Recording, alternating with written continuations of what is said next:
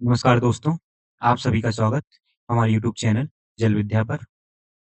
इस वीडियो में हम देखेंगे रिज़र्वेशन के बारे में। रिज़र्वेशन क्या है? हिस्ट्री ऑफ रिज़र्वेशन, उसके बाद हमको रिज़र्वेशन की ज़रूरत क्यों है? Discrimination faced by the depressed classes, is reservation permanent? और उसके बाद लास्ट में मैं अपना ओपिनियन दूँगा रिज़र्वेशन पर। हमारा पहला topic, what is reservation? Reservation क्या है? In simple term, reservation means कि कुछ नंबर ऑफ सीट रिज़र्व्ड होंगी एक सेक्शन ऑफ सोसाइटी के लिए, एक सर्टेन कम्युनिटीज़ के लिए, एजुकेशन में, गवर्नमेंट जॉब में एंड पॉलिटिकल रिप्रेजेंटेशन में कुछ सीट रिज़र्व्ड होंगे। किस-किस के लिए? एसटी के लिए, एससी के लिए, ओबीसी के लिए, ईडब्ल्यूएस के लिए एंड एससी के लिए जो परसेंटेज है 15% रिज़र्वेशन रखा गया है, एसटी के लिए 7.5%, ओबीसी के लिए 27% एंड ईडब्ल्यूएस के लिए 10%, टोटल 59.5% रिज़र्वेशन रखा गया है। History of reservation in India 1882 में स्टार्ट रिजर्वेशन की डिमांड हुई थी, जहां पर ज्योतिराव फुले ने बैकवर्ड कम्युनिटीज के लिए एजुकेशन अपॉर्चुनिटीज के लिए रिजर्वेशन की डिमांड करी थी। उसके बाद 1902 में कोल्हापुर स्टेट में साहू जी महाराज ने रिजर्वेशन इंट्रोड्यूस किया था बैकवर्ड क्लासेस के लिए इन एजुकेशन। उसके बाद 1932 में पूना पैक्ट, जिसमें कुछ रिजर्व सीट रखी गई थी डिप्रेस क्लासेस के लिए लेजिस्लेचर्स में। फिर 1935 में the government of India act 1935 में रिजर्व सीट रखी गई थी कुछ सर्टेन कम्युनिटीज के लिए इंक्लूडिंग शेड्यूल्ड कास्ट इन लेजिस्लेचर बॉडीज। उसके बाद जो हमारा कॉन्स्टिट्यूशन ऑफ इंडिया है 1950 में लागू हुआ था एंड उसके बाद आर्टिकल 15 क्लॉज 4, जिसमें रिजर्वेशन की बात की गई है, जिसमें बोला गया है कि जो एसटी एंड एससीज हैं, आर्टिकल 15 क्लॉज 4 जिसमें एसटी एंड एससी के लिए एडवांसमेंट की बात करी है कि इनके लिए कुछ रूल्स, स्पेशल प्रोविजंस बनाए जाएंगे फॉर एसटीज एंड एससीज and backward classes. Article 16 clause 4 जो गवर्नमेंट जॉब में रिजर्वेशन की बात करता है एसटी एंड एससी के लिए। Article 330 and 332 ST and SC के लिए रिजर्व सीट की बात करता है लेजिस्लेचर्स में। आर्टिकल 335 एसटी एंड एससी के लिए गवर्नमेंट सर्विसेज में रिजर्वेशन की बात करता है।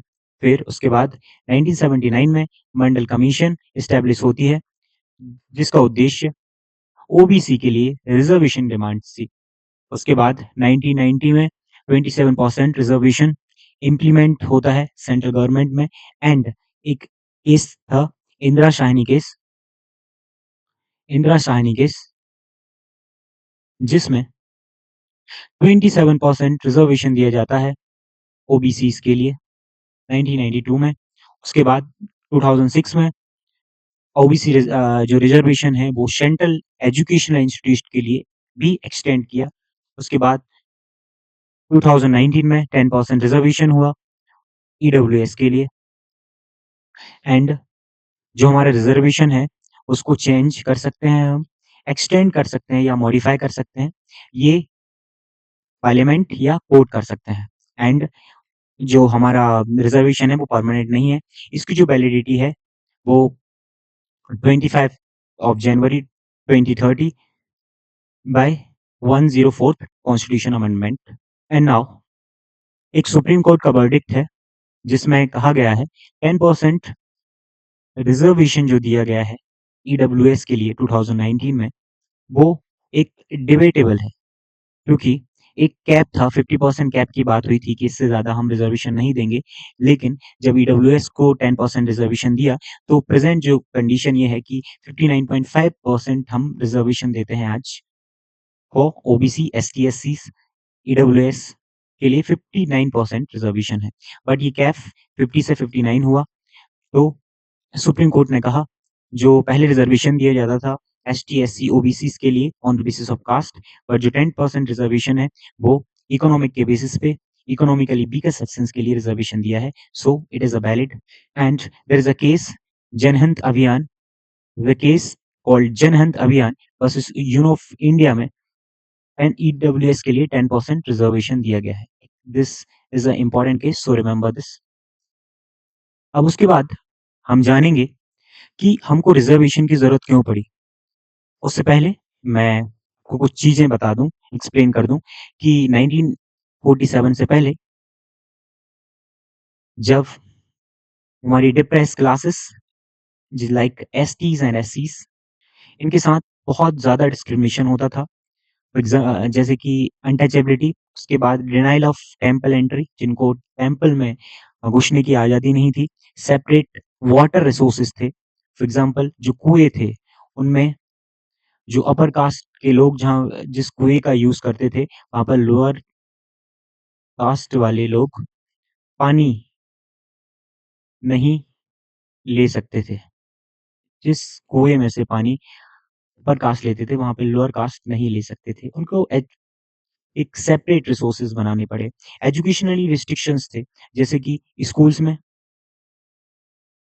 में जब लोअर कास्ट वाले लोग बच्चे जब स्कूल पढ़ने जाते थे, या तो उनको क्लास से बाहर बिठाया जाता था या उनको क्लास में एंट्री ही नहीं थी। उसके बाद जो एजुकेशनल ऑक्यूपेशनल रिस्ट्रिक्शंस हैं, जैसे कि कुछ ही लीनियर जो वर्क हैं उनको दिए गए थे। फॉर एग्जांपल आप टॉयलेट साफ करिए, आप नाली साफ करिए एंड मैनी अदर थिंग्स। उसके बाद रेसिडेंशियल सेग्रीगेशन, एक अलग ही एरिया था रहने के लिए एसटी एंड एससी के लिए। सोशल एक्सक्लूजन था, उसके साथ पॉलिटिकली अंडर रिप्रेजेंटेशन थे, क्योंकि पॉलिटिकली रिप्रेजेंटेशन बहुत कम था किसका, एसटीज एंड एससी के लिए। सो हमको एक ऐसे सिस्टम की जरूरत पड़े जहां पर जो एसटी एंड एससी वाले लोग हैं, डिप्रेस क्लासेस हैं, उनको इक्वलिटी मिले।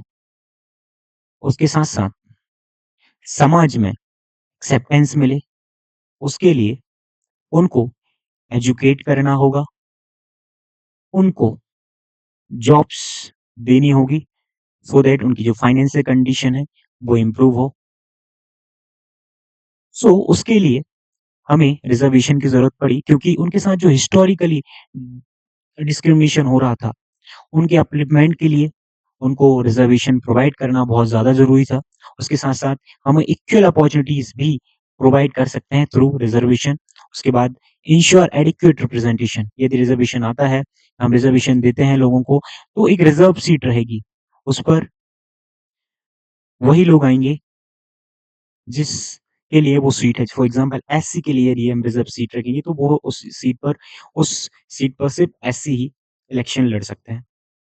उसके बाद सोशल जस्टिस भी कहीं न कहीं हमारा रिज़र्वेशन बात करता है। उसके साथ-साथ क्वालि improve access of education and employment, because हम रिज़र्वेशन यदि उनको प्रोवाइड करते हैं एजुकेशन में, तो वो क्लास जो लोअर क्लास बोलते हैं जिसको, कहीं न कहीं एजुकेशन में भी उनका इम्प्रूवमेंट होगा।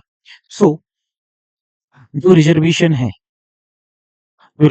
है, वो क्या करता है? वो इक्वालिटी प्रोवाइड करेगा। इक्वालिटी के साथ-साथ वो लोगों को एजुकेट करेगा। उसके साथ-साथ समाज में उन लोगों के लिए जॉब्स प्रोवाइड होंगी यदि रिज़र्वेशन आता है, एंड पॉलिटिकल जो रिप्रेजेंटेशन है वो इम्प्रूव होगा। एंड हमारे कॉन्स्टिट्यूशन इक्वालिटी की बात करता है, एजुकेशन की बात करता है, पॉलिटिकल रिप्रेजेंटेशन की भी बात करता है। सो किसी भी देश को यदि एक साक्षर देश, एक डेवलप्ड कंट्री बनना है, तो उसमें all the people of this that country, जितने भी उस कंट्री के लोग हैं, उनको एजुकेट करना होगा, उन वहाँ पर इक्वालिटी लाना होगा, एक्सेप्टेंस लाना होगा। एंड रिज़र्वेशन जो है, वो सब इन चीज़ों पे काम करता है, क्योंकि एसटी-एससी वालों के साथ जो हिस्टोरिकल डिस्क्रिमिनेशन हुआ है, उनके अपलिफ्टमेंट के लिए रिज़र्वेशन जैसी चीज़ों का होना बहुत ज़्यादा ज़रूरी है। सो This is all about the reservation, and my view on reservation is that मेरा मानना ये है कि रिजर्वेशन आप हटाओ मत, बस उसमें कुछ रिफ़ॉर्म की ज़रूरत है। रिफ़ॉर्म जैसे अ, आपको रिज़र्वेशन प्रोवाइड करना है, तो इकोनॉमिक बेसिस पे आप रिज़र्वेशन दे दो। बिकॉज़ जो भी लोग हैं एसटी के हों, एससी के हों या फिर ओबीसी के हों या जनरल के हों, कहीं न कहीं इन चारों जगह हमें पॉवर्टी दिखती है। कहीं न कहीं ये हर सेक्शन में यहाँ वीकर इकोनॉमिकली वीकर सेक्शंस लोग हमें यहाँ नज़र आते हैं। सो ये जो लोग डिज़र्विंग है, उनको आप रिज़र्वेशन दो, ना कि कास्ट के बेसिस पे।